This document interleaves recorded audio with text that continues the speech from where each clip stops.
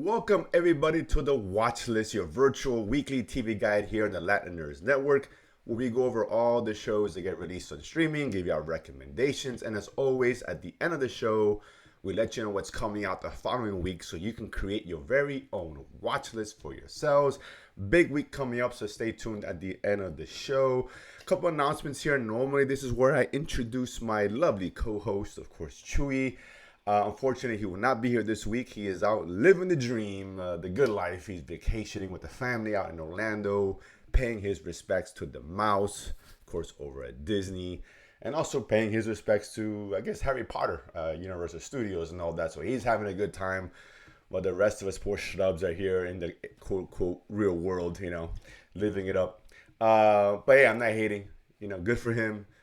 Everyone needs a vacation. I get it. So he'll be joining us next week to give us his insight.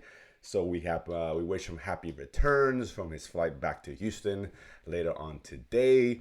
Another announcement: I am recovering from COVID. I'm at the tail end, so I have had this cough for a while, and it's still kind of there. So my apologies up front if that cough arises, which I'm sure it will. I got my finger near the mute button here, so I'll mute it so you guys don't have to hear that nonsense. But again, I wanted to do a show today.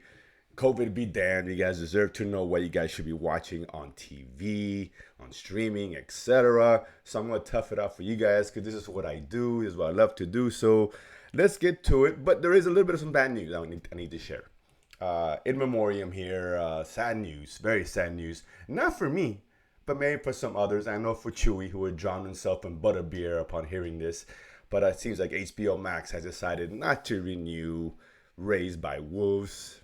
Of course, the show, a Ridley Scott show on HBO Max, came out a couple years ago. Season 2 just aired earlier this year. I was not a fan of the show, so I can give 3 fucks about this, to be honest with you. But I know the show has its fans. But that being said, I heard the show may get shopped around or whatever the case is to another streaming service.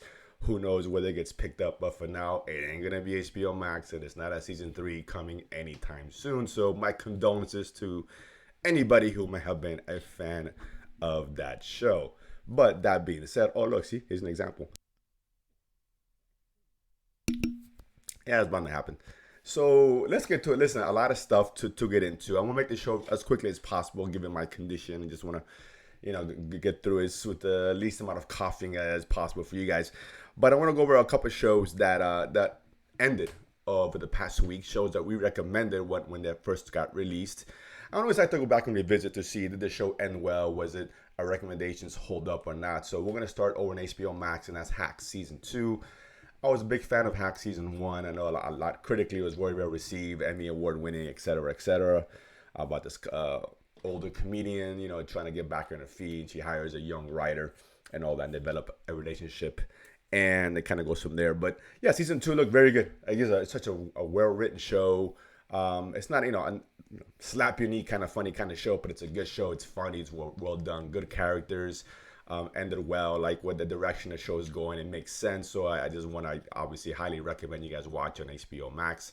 30-minute episodes. Season 2 is about 16 total episodes between both seasons. So this is the one I definitely recommend you guys. Another one, and the recent, that's on Hulu. That's Under the Banner of Heaven. Starring Andrew Garfield, who's great on the show. This show initially is like a murder mystery, with a heavy reliance on, I guess, religion, right? This takes place in Utah, so it's Mormons, and this big family there. One of the daughters was killed, and one of the wives of one of the families was killed, and her son.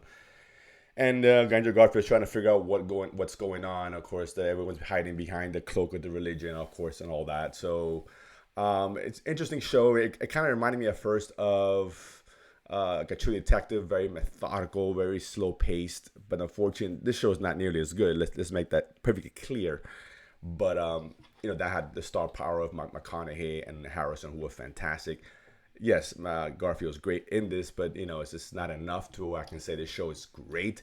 It's good. It's solid. I enjoyed it, but it's very slow paced. It's a slog that takes its time. It's about an hour episode, so they're lengthy, almost too much in my opinion. But it ended well. I liked it. It's good if you're looking for that kind of thing. If that sounds like you're kind of deal with this murder mystery, yeah, then this is one I recommend on Hulu. We Own This City, back to HBO Max, is one of the people behind The Wire, one of the greatest shows ever. Of course, here this is a six-part limited series which just wrapped up, starring John Barenthal, for example. And it's just kind of chronicling the issues that in Baltimore, I guess you could say the unsavory behavior, but the officers and the cops, undercover cops, is there, street clothes cops, and what have you, and the corruption behind it from the very top all the way down to the bottom here. And it's a very good show, very well done. Nothing great, but I enjoyed it. I guess one I still recommend on HBO Max. And this one, excuse me, I won't get too much into it because I know Chewy's probably chomping at the bit to talk about this show, and I understand why. We kept saying we've been talking about Shining Girls and Apple Plus for the last few weeks, and rightfully so. This is must watch television. It's so good, based off I think a book. And this is woman who was attacked. She survived. She works now for a newspaper, and she's trying to find out who attacked her. And then I guess now that she finds out he's tied to several other murders. And what's interesting here is that they use a lot of time travel elements, right? Things around her reality starts to change, and she finds out people who've been getting killed were killed years before they should have. And she discovers that I guess there's the murderer is able to traverse through time. So it's very interesting, fascinating concept, very well done. I really liked it. Good ending. I guess I'll probably take a deeper dive with Chewy next week, but this is one I highly, highly recommend you guys watch on Apple Plus. It's one of the better shows released recently, which says a lot because Apple Plus has really been hitting it pretty well over the last few months. So definitely high recommend from me on that. So those are the four that I recommend you guys watch. But Shining Girls will be the big winner there. There's no question. Shows that came out a couple weeks ago recently. A couple big releases in terms of property, right? Stranger Things is one that I wanted to kind of touch on here. This is a show, season 4, which I've been a big fan of since the beginning. Excuse me. And season 4 just dropped. The second part drops in July with its final 2 episodes. Very extended episodes here. I think it's like one's like an hour and 40 minutes, and the other one's gonna be about 2.5 hours. So these are like feature length film kind of episodes of movies or whatever you want to call it to wrap up season 4.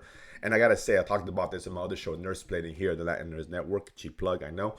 But this was, for me, a must-watch. This is my favorite season since season 1. Maybe it could end up being better than season 1, depending on how it ends this next 2 episodes. But it's so good. A great balance of horror, comedy, adventure. The characters are great. The storylines are really tightly written here. I think it really works well. These episodes, which are an hour and 15, an hour and 8, an hour and 38 minutes, so a lot of long episodes. But you don't feel the length, unlike something like Under Heaven, where you kind of feel the length. Here you don't. It's just so entertaining. I really enjoyed this season. I know that all you guys probably watching this show because on Netflix it broke all kinds of records for them, and justifiably so. But if you haven't seen it, definitely catch it. If you haven't even seen Stranger Things, watch Stranger Things. Great show. Definitely, I highly recommend on my end. Beyond that, we also had let me see here, a movie come out on Netflix. This is a new one called Interceptor.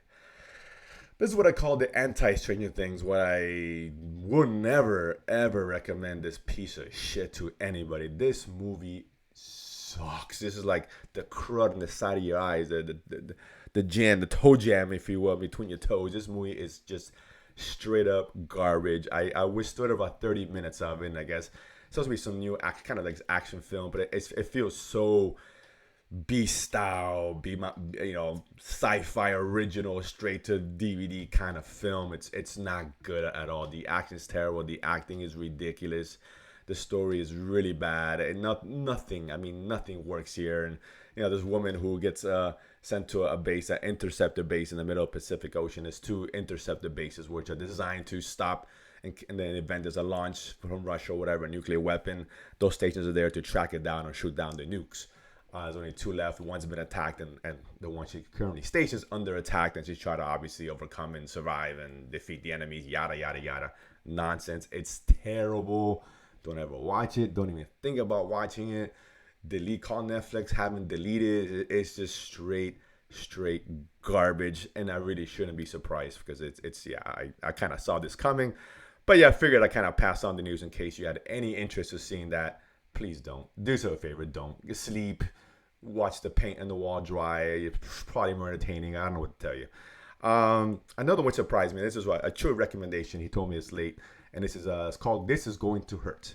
It's an AMC Plus show. It came out on this Thursday. It's gonna be one episode a week on Thursdays.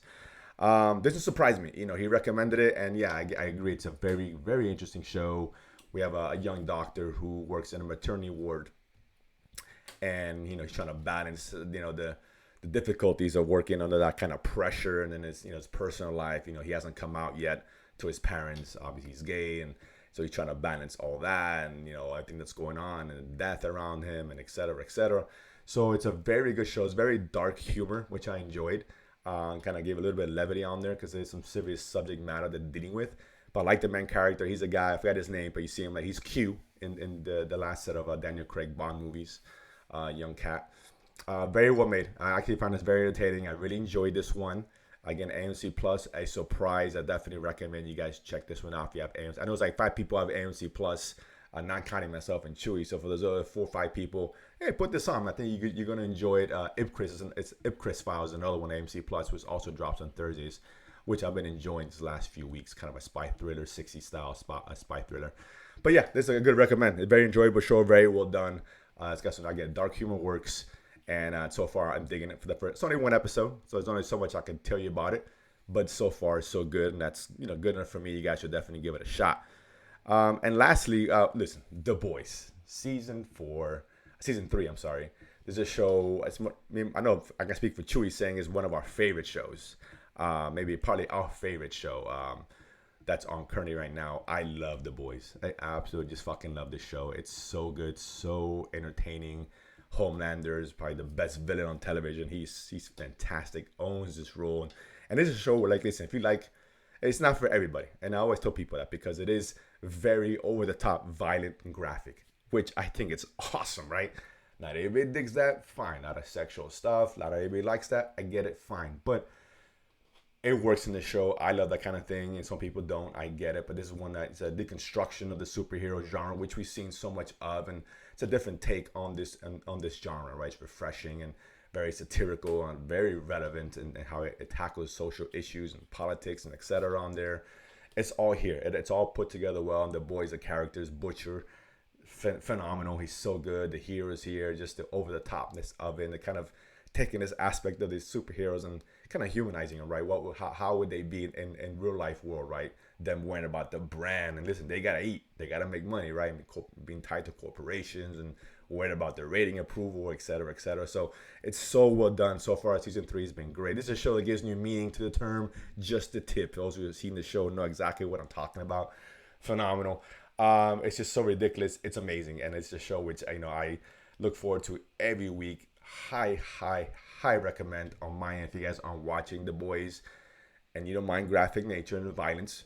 Absolutely for you, particularly if you're interested in the superhero genre. This is something unique and different, and probably the best show, one of the best shows on television, and without a doubt the best superhero show and on streaming period out of Marvel, DC, you name it. Nothing's better than The Boys. It's that simple. So high recommend on my end. So that being said, that was this week. Right, so like I said, it wasn't a huge week. The Boys, Stranger Things, big releases over the last couple weeks. So I get a lot of these shows that ended. You guys can go back and check some of these out. But next week, things pick up. It's been a light couple weeks. Things pick up again, which is a good thing. So speaking of superhero films, we got on the TV shows on the 8th, which will be Wednesday. We got Miss Marvel on Disney Plus. Yet another Marvel show. Let's see. Moon Knight was good, but besides that, none of them have really wowed me. There have been some solid shows, but nothing great. Nothing to the level of The Boys or even Umbrella Academy, which is probably the second best superhero show on TV. But looking forward to it. It's got some good reviews of those who got a chance to see it early, so why not? On the 8th as well, on Netflix, we got Hustle. We got Adam Sandler. Yeah, I know, Adam Sandler. And I cringe when I see a new movie come out of his, particularly a comedy, but on the dramatic side, he has been doing better. Something like Uncut Gems, which came out a year or two ago. Really good. He was really good in it. Netflix had that for a while. I'm not sure if it still has that. But it's a good film. So this is more of a drama than anything else. He's like a basketball coach, and he sees, I guess he's overseas and sees some talented unknown and brings him over to, bring him to the spotlight. It looks good. It looks interesting. I got to admit, so I'm going to check that out. Also on Netflix on the 10th is season 6, finally. been waiting for ages for this, and that's Peaky Blinders. This is a very cool show, about Cillian Murphy, or Killian Murphy. I'm not sure if I'm saying that right. Stars in it. There's a kind of a gypsy family over in it's a period of peace back in the Prohibition time, and they were obviously making their money with gambling and alcohol and etc. And there's rival gangs and you name it and so forth. Anything you expect out of a crime gang drama, you get here. It's really well done. I've been liking the show for many years, and I think this is the last season. And I think they're gonna do a feature-length movie to really end it all, or something to that effect, if I'm not mistaken. But that one's a really good show. I highly recommend that one again on Netflix. That drops next at the end of the week. Also on the 10th, we have on Netflix Intimacy. That's a Spanish show. Those who are familiar with Money Heist, Casa de Papel, will recognize one of the main stars here. She was the main detective in the first two seasons of Money Heist. I guess she plays a politician now, and a tape surfaces, a video surfaces of sexual nature which threatens her position, and she's trying to fight back, and I think it involves her sister who ended up committing suicide for something similar. So it looks interesting. It's a good kind of thriller kind of deal. And when it comes to foreign shows, Korean shows and Spanish shows, usually at the top of the list. So I'm kind of looking forward to this one. Netflix also same date, and that's First Kill. This is an interesting one. I'm big into vampires, so they kind of sucked me in just with that. We have, I guess, a young vampire and a vampire hunter, each who are poised to make their first kill, so to speak. And then I think they end up falling in love, a striking relationship, a Shakespearean kind of relationship. Seems like a young adult kind of show. Not normally my cup of tea, but I'm going to give it a shot. It looks like it has some potential here, so I'm going to check that one out. Again, that's on the 10th. And then on Apple Plus, For All Mankind, the following season, I think season 3, if I'm not mistaken. Great show on Apple Plus. This is a huge surprise. I jumped on this party late. But it's one of Apple Plus's best shows, which does says a lot because Apple Plus gives you a lot of good shit. This is one of the bright space exploration and all that. It's very cool, very incredibly well produced, as is no surprise to Apple Plus. Highly recommend that show up again, season 3 dropping on the 10th. So there's a lot of stuff here. A lot of diversity here coming out next week. We'll talk about these next week, of course. Maybe some other shows may drop that we haven't mentioned. We'll try to get to those as well. And we'll definitely circle back on Shining Girls, because I know Chewy just can't wait to talk about that show, and I get it. But that being said, we'll come back here next week. Chewy should be back with us, give us his insight on these shows coming out, about 6 of them next week. Of course, as always, subscribe, share, like, comment, let us know what's going on, what shows you want us to watch if we haven't covered it. That being said, check us out here. Check us out here. Can't even talk. Every Sunday, again, about midday, we'll drop the watch list every week, so you guys can create, again, your very own watch list. Appreciate it. See you guys next week.